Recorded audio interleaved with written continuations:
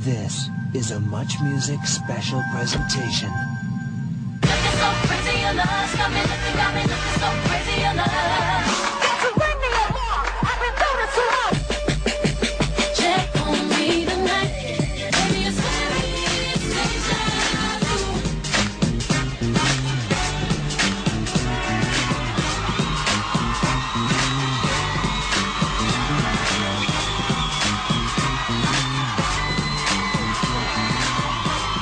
Welcome to a Live at Much with Beyonce. My name is Devin Schulte. We're headed to the corner of Queen and John via police escort. This is huge. One of the biggest pop stars on the face of the planet is coming to you live, direct on Much Music. This show is completely interactive. You can call us, you can email us, hey, you can even text us. 50 million albums sold, 9 Grammys. Beyonce is live at Much. This is going to be huge. B-Day, it's been out for just over a week and it's already sold 500,000 copies. Beyonce, the B-Day girl herself, is right behind me. The fans are outside. We're going to get outside and, well, go say hello to the B-Day girl herself. Beyonce is behind me right now. Are you guys excited? These guys have been waiting for hours and hours and hours, days even. The limo is approaching. Let's go say hello to Beyonce. There she is. These guys have been waiting for hours and hours. This is going to be a huge event in television, a Canadian exclusive. There we go. Beyonce slowly getting out of the car. Keep in mind, you can phone us, you can email us, you can even text us. The show is completely interactive. Beyonce getting out of the car. Take a walk with me. This is a moment you've all been waiting for. Beyonce is about to stroll out of the limousine via police escort. Beyonce, how are you? You look great. Thank you. Welcome. Thank you.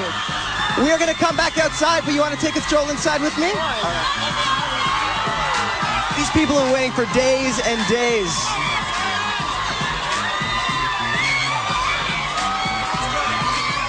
Come on in. We're going to come back outside in a few minutes.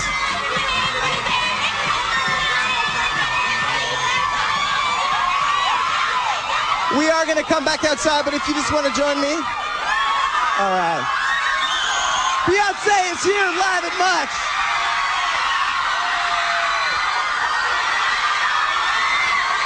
I promise Beyonce I deliver. Please, have a seat. Wow. Oh my gosh. Hi. This is crazy.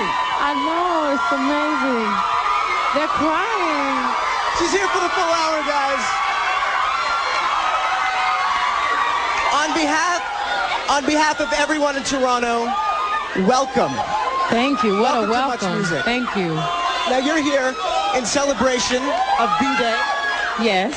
Now I've heard you say, Beyonce, this is the album that women need to hear.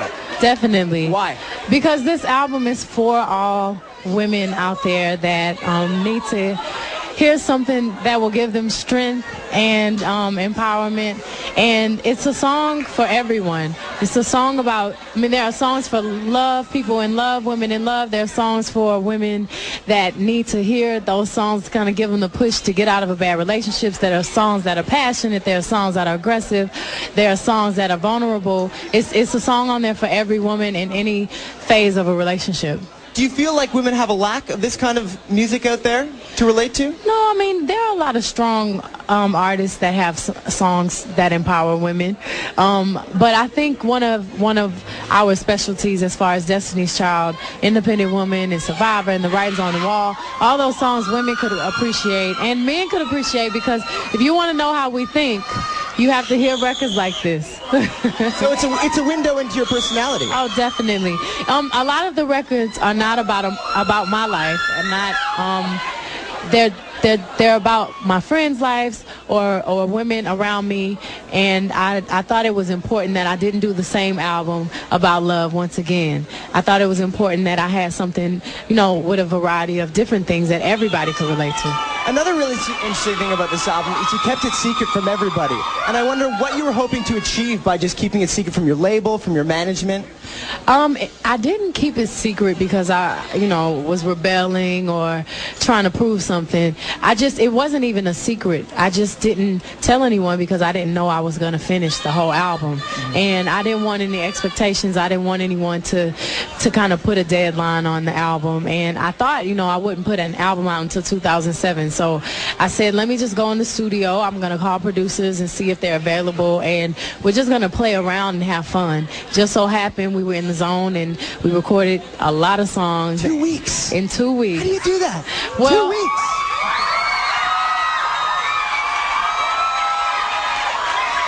Thank you. I put down a lot of the blueprints of the records, and they were more like demos. And I did about 22 songs, and then I went back and finished the songs that I thought I loved. So it really took about a month to completely finish the album, but I had the majority of the records in 2.5 weeks. Now you released it on your birthday, and that surprised me because a lot of people I find, my age at least, hate the birthday. They hate the birthday. Really? Why? I don't know. I guess it's a lot of anxiety, a lot of pressure. It's the one day where everything has to go right. Why'd you decide to release it? I feel like your birthday is your celebration. Is when you were born, and I know I always feel special on my birthday. And I'm still a young lady. I have a lot to learn, and I embrace birthdays. I think the biggest celebration for me was the biggest gift was giving my music to everyone I loved on that day. But you must have gotten some gifts. Oh yeah, I got some beautiful gifts. The best gift was the #1 record. It is a #1 record. 500,000 copies sold in less than a week. Now, between you and me, I was hoping for a car for my birthday. Uh-oh. But I heard maybe you got a car for your birthday. Is that true? Or is that just rumor? I don't know. I got a lot of wonderful gifts on my birthday. A lot of different things that I didn't expect. What'd you get from Jay-Z? A question there. They're funny. You started so young in this industry, and I wonder, at age 25, how have your priorities changed as a woman? They are the best. Wow. Tons of people outside. We are going to go outside. They've definitely changed. I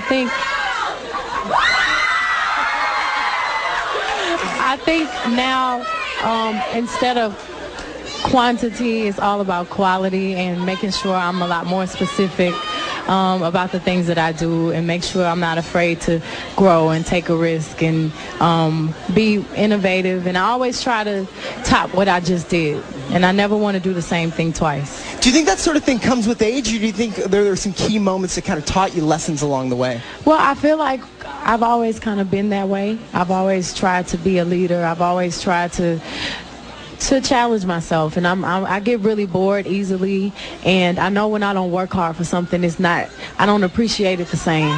And which is why I was excited about Dreamgirls, because the director and the producer told me initially they didn't know if I could play the part. They didn't know if I could be young Dean, a 16-year-old naive young girl. And when I did the reading, I brought the tears, I brought everything they needed, and I think it surprised them, it surprised me, and I had to really work at it. It wasn't something that just came easy. I didn't have to just show up for work. And whenever I have to challenge myself, and whenever I have that little insecurity and that worry, it makes me just work harder, and I think that's a part of growing up. Is that where you get your strength from, do you think, your confidence? Yeah, definitely. I still have things that I'm not confident about, and I still have my insecurities, but ultimately I'm not afraid of them. I embrace them, and I try to, whatever I don't do right, I try to acknowledge that I didn't do right and fix it and grow from every experience.